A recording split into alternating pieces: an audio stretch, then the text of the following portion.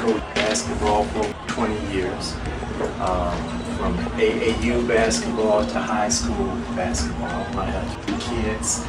They all got basketball scholarships. I stopped playing basketball. I stopped coaching basketball. I stopped dancing. Basically, I stopped living.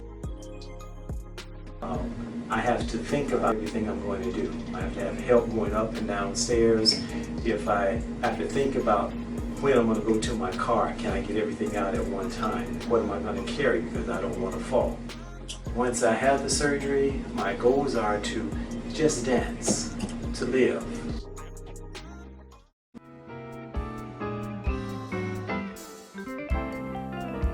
Would like to attempt to get on the court.